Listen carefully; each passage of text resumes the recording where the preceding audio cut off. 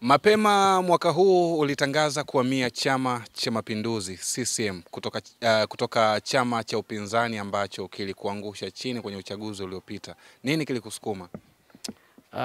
Kunisukuma kutoka kule, kwanza nilipoteza mali zangu, nikapoteza baadhi na usafiri vile vile. Alafu nikaona kwamba chama tawala kiko vizuri, mama anafanya kazi vizuri, mama anapambana vizuri, mama anapambana na miundombinu pia na magonjwa ya Tanzania. Naona bwana, nikaona sasa kumbe mama iko vizuri, kwa nini ngangani huku nizidi kufilisika bila sababu za msingi. Ndio nikaona nikatoka kule kafu nikaingia CCM, na CCM ni chama changu cha zamani sana. Kwa sababu nikisema chama cha zamani, nakumbuka kati baba na mama wako hai nimewakuta ni chama cha CCM. Na pia wao ndio walikuwa nashangilia Yanga Africa.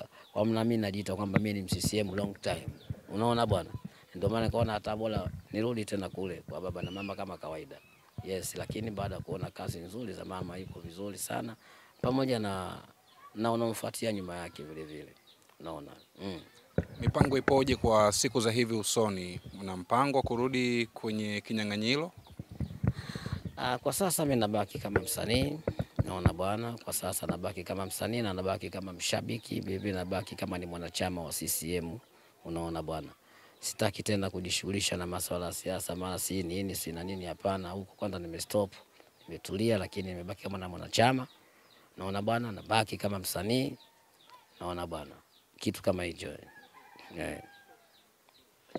Tumesikia kwenye ngoma ya Mabantu mule ndani, verse ya pili Jay Melody amekutaja, akakutaja mule jina lako limetumika, lakini pia jina lako ni moja kati ya majina ambayo yamekuwa yakitumiwa sana na watu tofauti tofauti. Kuna namna ambavyo unakuwa unajisikia kuona vijana wanafanya hivyo ama wanalikumbuka wanatumia jina lako kwenye maeneo tofauti tofauti?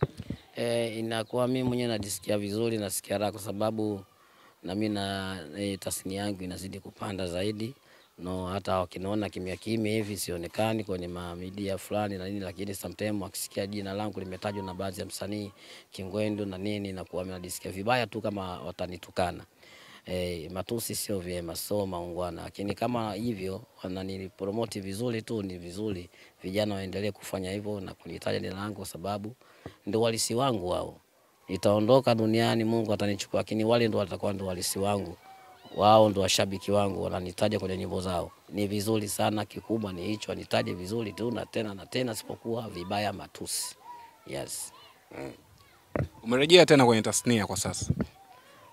Nipo kwa sababu kama unavyoona pale Cheka Plus, niko na mwanangu Bambo pale, kitu kinaitwa Jilani Bundi. Yuko pale anapita Jilani, vibaya hivyo. Hatari la duniani. Niko na mwanangu Bambo pale, tuko kama kawaida, na bado hii tunakaribia kuimaliza. Tunaendelea nayo, lakini tunakaribia kumaliza. Bado washabiki wanaipenda, ila tuna kitu kingine tunakuja nacho. Naona kuna kitu kipya kinakuja, tushaanza kulikodi kama episode 2-3 tayari. Naona bwana, ila tunataka hii tukimaliza hii ndio inakuja hicho kitu kipya sasa. Ni ugumu gani ambao unakutana nao kwenye industry ya sasa nje na ile miaka ambayo nyewe mlikuwa mkifanya? Ugumu utendaji wa sasa hivi kidogo kutokana na vitendea kazi. Vitendea kazi ni problemu. Unaona bwana, halafu vile vile kumpata mtunzi naye vile vile inakuwa kidogo ni problem, sababu sisi shako watu wazima, inabidi umpate mtunzi. Wewe unatoa idea kwamba mimi idea yangu nataka iwe hivi. Unaona bwana, lakini nataka uandike vitu hivi. Unaona bwana, mambo ya script na nini na kila kitu. Kwa unakuta kidogo hivi tunakuwa tunatupata changamoto. Tuna mambo mengi, tuna majukumu, uandike, utunge. Unaona bwana, inakuwa ni problem. Alafu tena ukakodi kamera. Unaenda kukodi kamera, unakodi. Unaona, inabidi iwe hivyo. Sometimes katika mambo yetu ya YouTube ndio inakuwa kama hivyo, unajituma kukodi kamera nini, hatuna mitaji. Kusema labda utapata hata milioni 10-15 kanunue kamera, uwe na program ndani zako mwenyewe, production zako, inakuwa kidogo ni ngumu, kwa sababu kila unachokipata sometimes watoto shule, watoto hivi, mipango mingine inaenda na nini, na unaipata ni ndogo ya kawaida, 300,000, 500,000, 200,000. Sasa hivi umeshuka kidogo, na kipindi kile unakuwa na usafiri kidogo, unapata 800,000, 700,000, 600,000. Sasa ukizunguka huko kurudi ndani ya wiki unapata milioni nini, inakuwa la duniani. Lakini sasa hivi sina usafiri, siwezi kuzunguka hiyo, na madini mengi yananikosa. Naona bwana, unaenda na pikipiki sometimes na Kumbe huwa jamaa wa kawaida tu. Kumbe Kingwendu kaja na pikipiki. Shilingi ngapi wanadai? Nataka shilingi 15,000 mpe lake tena. Unakuwa na mtu wa kawaida. Lakini kama una mkoko na nini fresh.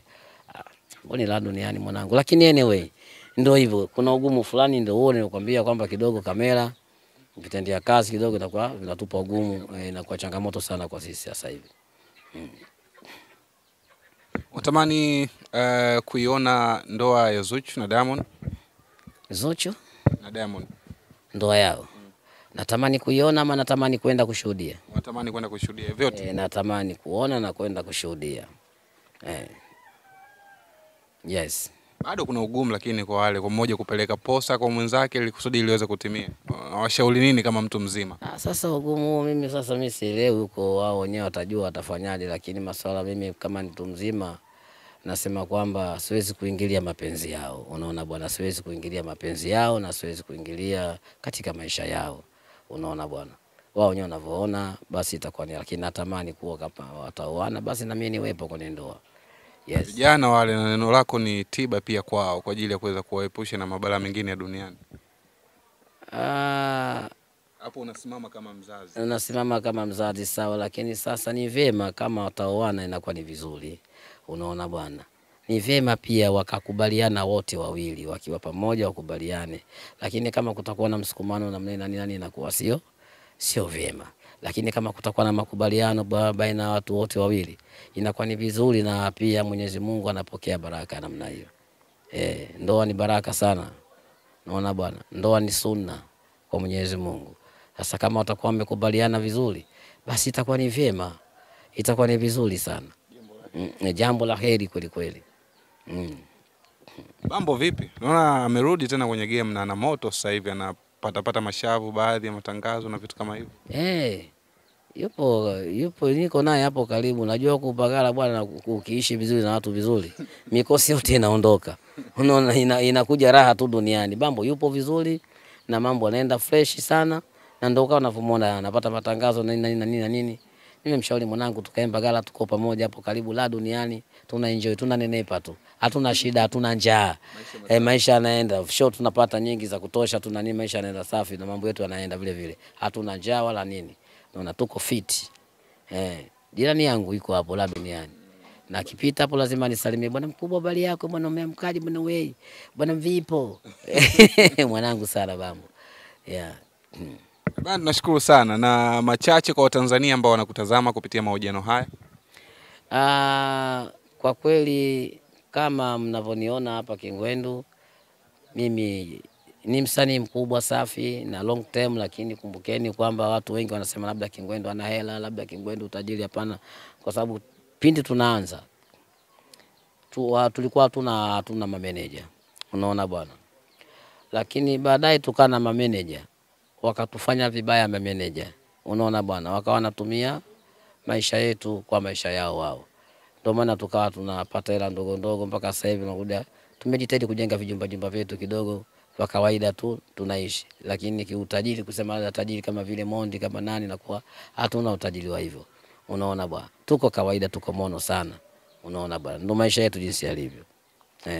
Kwa hiyo watazamaji wetu pia wategemee kupata vitu vipya zaidi. Wanaona hiyo kwenye jirani, wanaangalia pale Cheka tu, Cheka Plus, Cheka tu nini, lakini kuna kitu kingine kinakuja vile vile kikali sana. Hatujachoka na tunatengeneza vitu vingi vikubwa zaidi, vitambo kuwafurahisha washabiki wetu. Shukrani. Amin.